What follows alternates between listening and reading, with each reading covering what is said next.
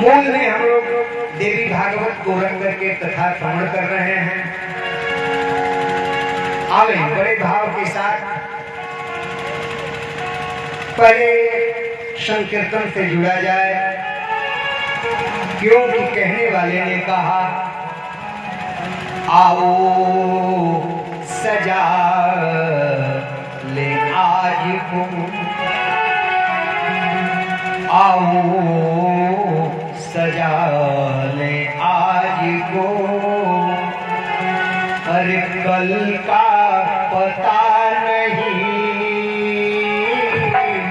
आओ सजा ले आज को,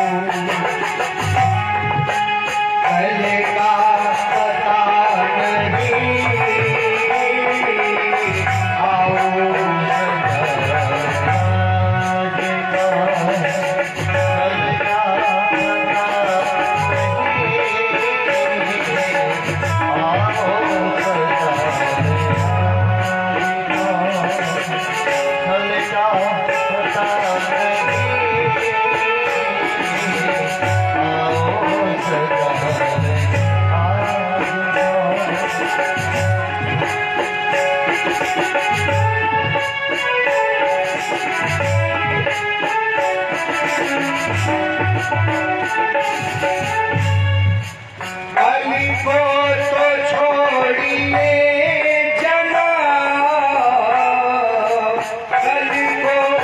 छोड़िए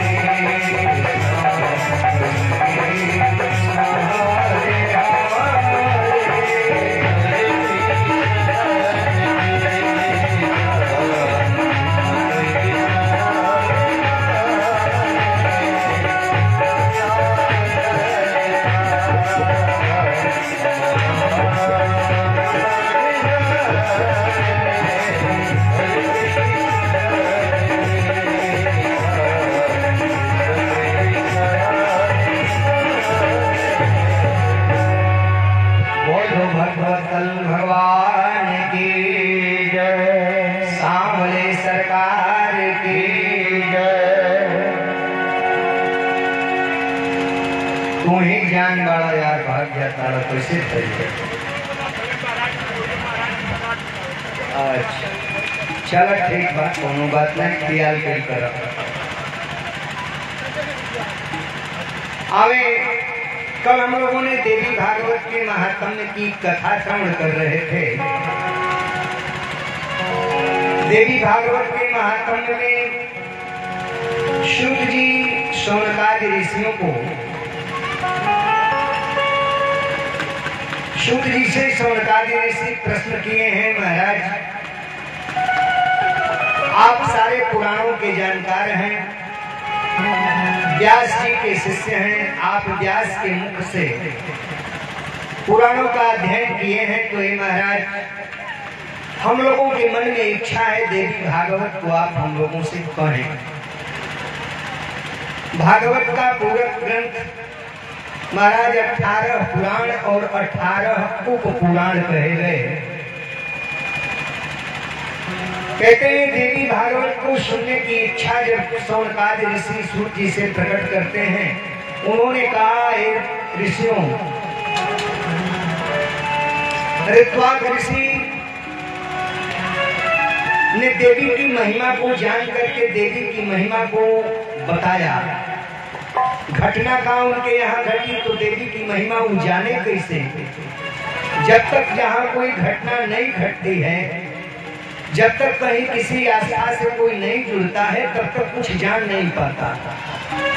हम दूसरे के मुख से सुने कि देवी सब कुछ पूर्ण करती है, भगवान के नाम से सब कुछ प्राप्त होता है, लेकिन हम कुछ नहीं करें तो हमें कैसे पता चलेगा। हम करेंगे कब, जब उसकी आवश्यकता हमें समझ में आ पड़ेगी तब। ऋत्वाक मुनि को बताया जाता है, ऋत्वाक मुनि के घर पुत्र नहीं था। बड़ी तपस्या के बाद उनके घर पर पुत्र पैदा हुआ। आज जब पुत्र पैदा हुआ तो कब पैदा हुआ, तो रेवती के अंत में गंडक नक्षत्र में पुत्र पैदा हुआ। जब पुत्र पैदा हुआ ऋत्वाक बड़े प्रसन्न हुए, पुत्र पैदा हो गया। लेकिन महाराज वो पुत्र इतना दुष्ट था, न तो ऋषि का बात मानता, पिता का बात मानता, न ही माँ का बात मानता। एक दिन ऋत्वाक मुनि, जैसे भागवत में आता है आत्मदेव की कथा, आत्मदेव जैसे धुंधकारी से निराश हो गए और गोकर्ण से कहने लगे कि पुत्र ठीक नहीं, इस पुत्र से तो पुत्र का न रहना ही उत्तम है। कहा जाता है सुख की तलाश सबको है, तो सबसे सुखी निरोगी काया। इस संसार में अगर सुखिया कोई है तो सुखिया तो महाराज वही है जो भगवान से जुड़ा है। लेकिन भगवान से जुड़ने के लिए भी आरोग्यता जरूरी है। कहा गया सबसे सुखी निरोगी काया, दूसर सुख धन संपत्ति माया। धन संपत्ति से परिपूर्ण हो, माया हो, पत्नी बात मानती हो, और तीसरा सुख पुत्र हो। कैसा? आज्ञाकारी। सबसे सुखी निरोगी काया, दूसर सुख धन संपत्ति माया, और तीसर सुख पुत्र हो आज्ञाकारी। ऋत्वाक मुनि सोचने लगे कि इससे बढ़िया तो इसकी माता का निपुत्री रहना ही ठीक था। हम लोगों को लोग बांझ कहते थे, यही ठीक था। लेकिन यह पुत्र होकर के कोई लाभ नहीं मिला। कहते हैं कि कुपुत्रेणान्यो नष्टो जन्म नष्टम उभार्यया। उभोजनेन दिवस अकुमित्रेण सुखम कतः। कहते हैं कि कुपुत्र से वंश नष्ट हो जाता है। अगर दुष्ट पत्नी हो तो जीवन नष्ट हो जाता है, क्योंकि जीवन रूपी गाड़ी के दो पति और पत्नी दो चक्के हैं। कहते हैं अगर पति चलना चाहे तो अगर पत्नी साथ न दे तो ये जीवन नष्ट हो जाता है।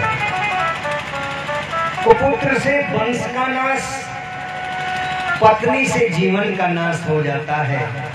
कहते हैं विकृत भोजन अगर कर लिया जाए तो विकृत भोजन से दिन व्यर्थ चला जाता है। और कुमित्र मिल जाए, मित्र सही न मिले तो कहते हैं कि अगर कुमित्र है तो सुख कहाँ, सब सुख खत्म हो गया। कहते हैं कि पित्रोर दुखाय दिग्जन्म कुपुत्रस्य च पापिनः सोहिदं नोपकाराय अनापकाराय वैरिणाम्। कहते हैं कुपुत्र से कोई उम्मीद नहीं होती। कुपुत्र अगर है तो अगर हमारा मित्र भी है, अपना रिश्तेदार भी है, तो उससे उसको कोई लाभ नहीं मिल सकता।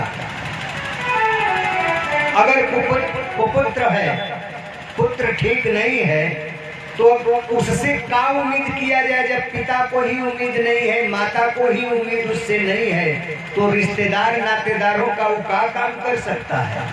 तो मित्र भी उससे लाभ नहीं पाते। अब बैरी भी सताए नहीं जा सकते। जो बैरी है उससे वो बैर नहीं अपना ले सकता। इसलिए कहते हैं ऋत्वाक मुनि कि कुपुत्र किसी काम का नहीं है।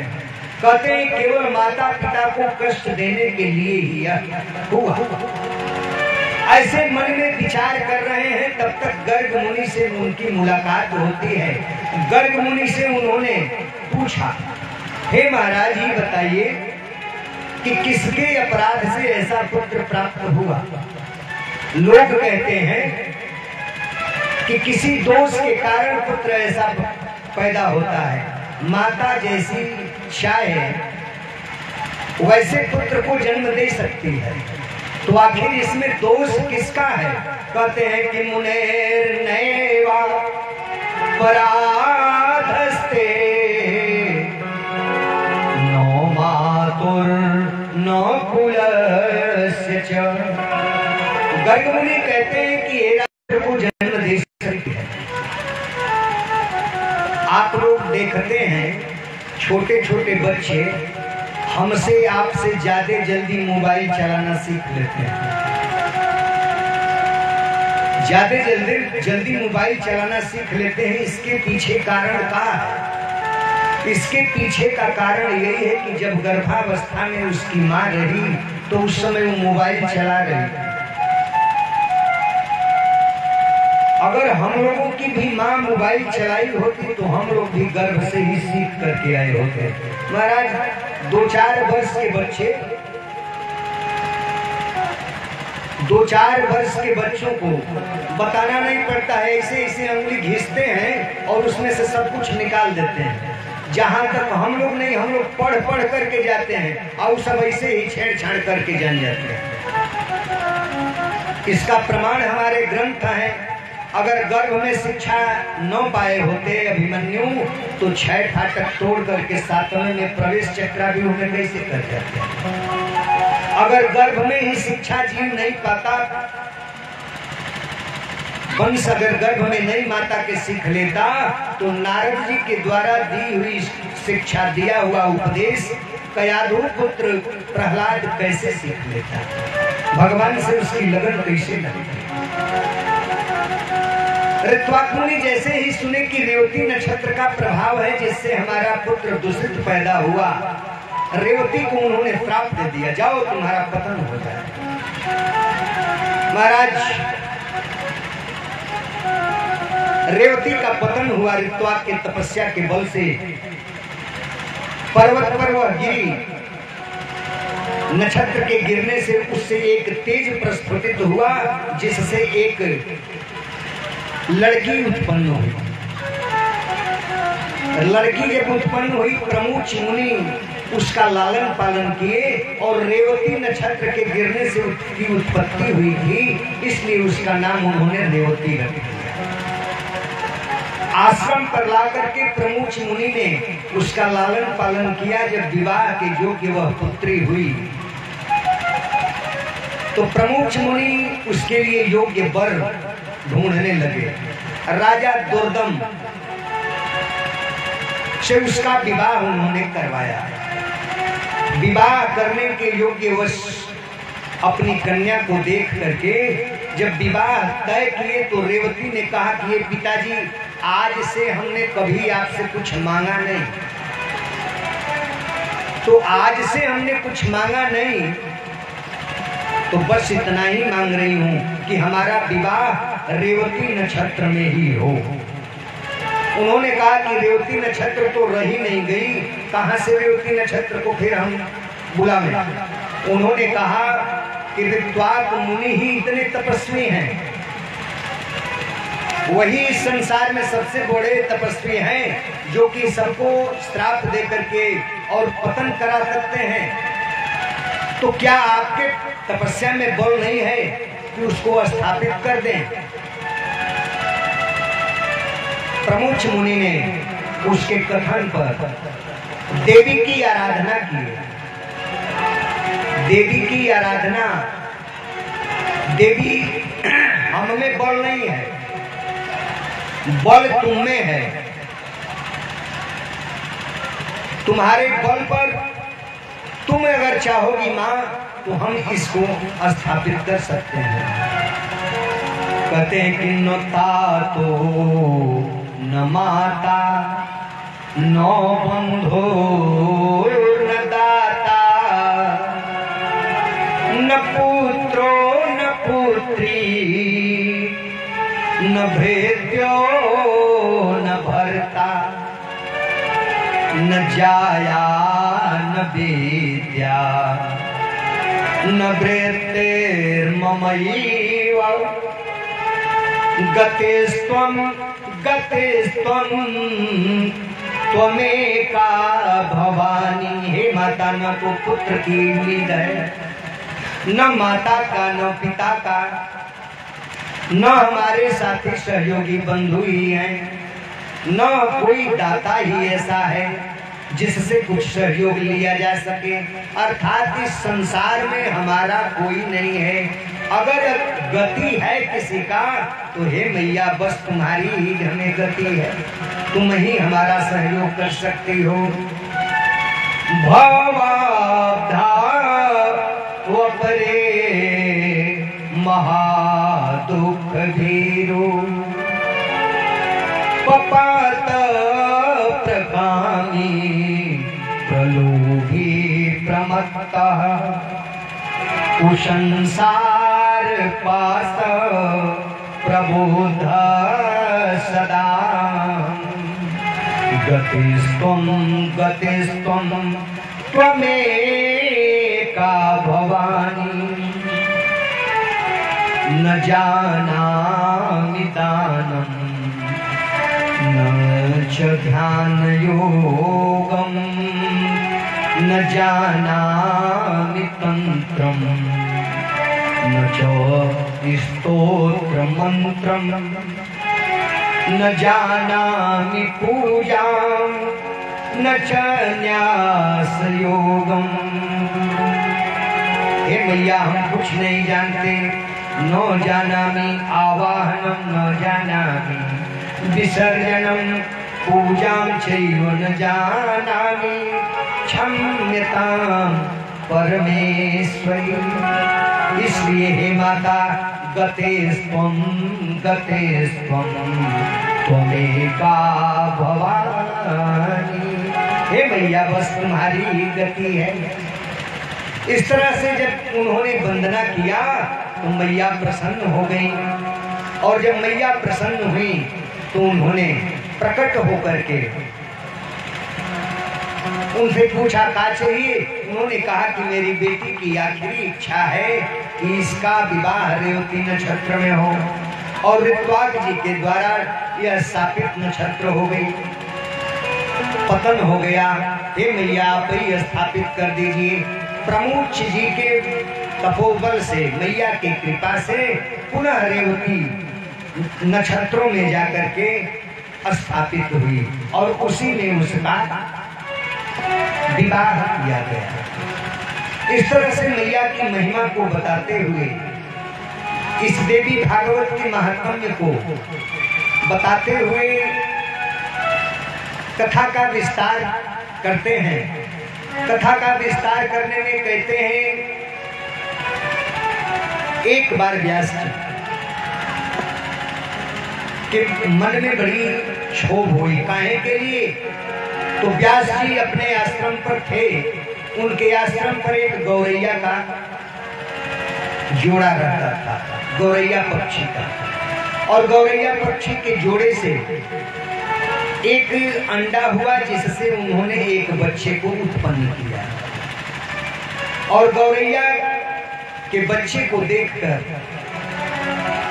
बार बार अपने घर पर अगर कोई भी जीव बच्चा जन्मने लगता है, बच्चा को पालने लगता है, तो घर वाले लोग भी उसमें ममता अपना लगा देते हैं।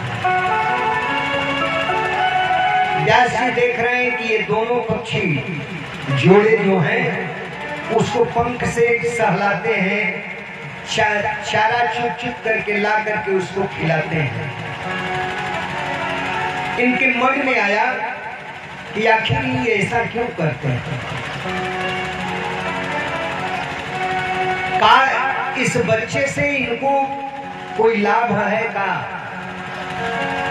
यह क्या गया श्राद्ध करेगा?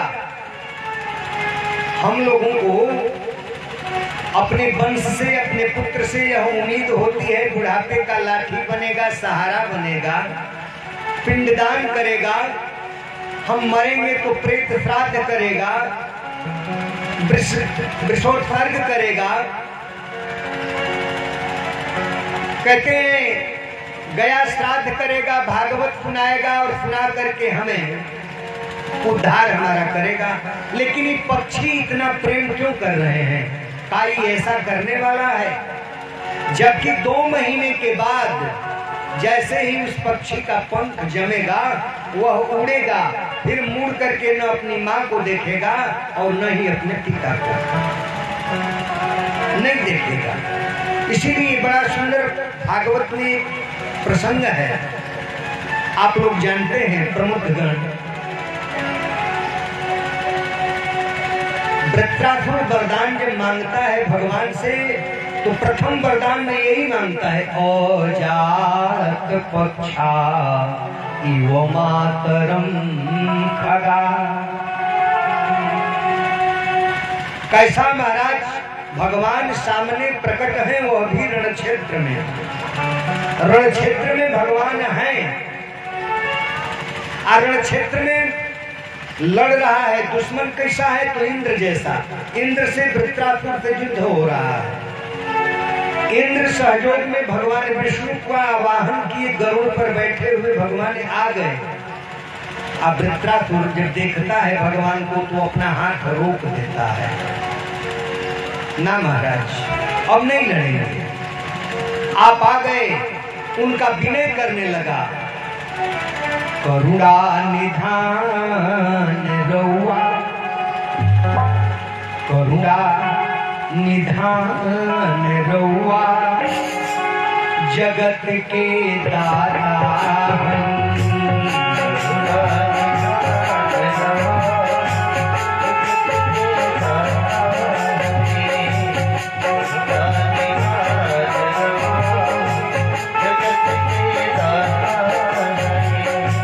श्री भगवान रउआ जगत के दाता हरि।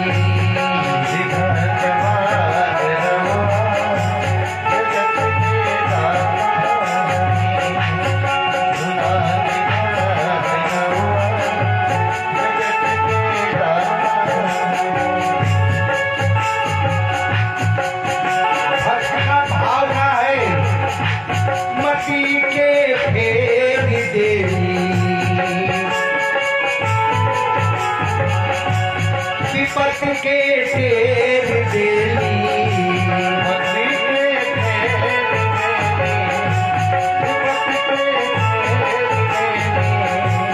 मती के फेर देली विपत के फेर देली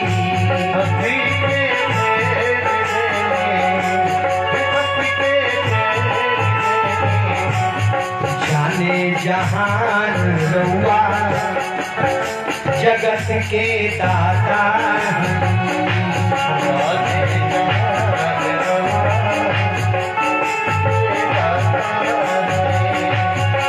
भगवान रउआ जगत के दाता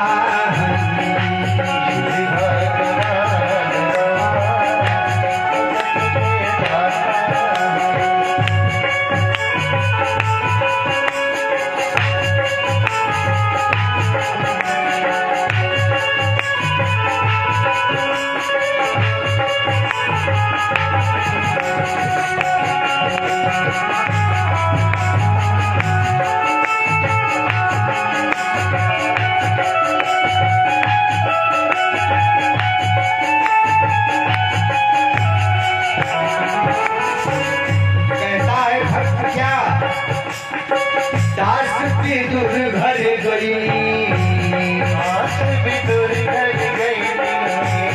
प्रेम से सगवे खई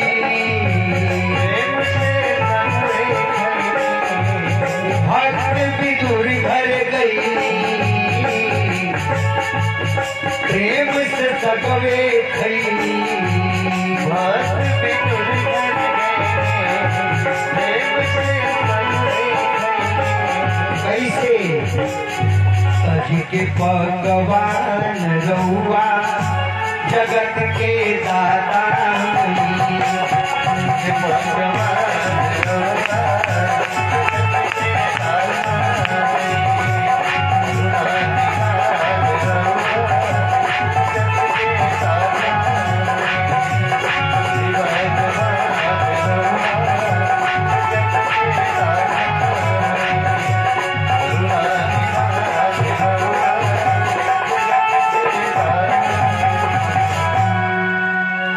भगवत्सल भगवान की कहता है महाराज आप आ गए बस कहते हैं भगवान आखिर हम आ गए तो कुछ ले लो का लोगे कहता है महाराज कुछ नहीं चाहिए आखिर स्तुति क्यों कर रहे हो कहता है धृतराष्ट्र महाराज स्तुति कुछ पाने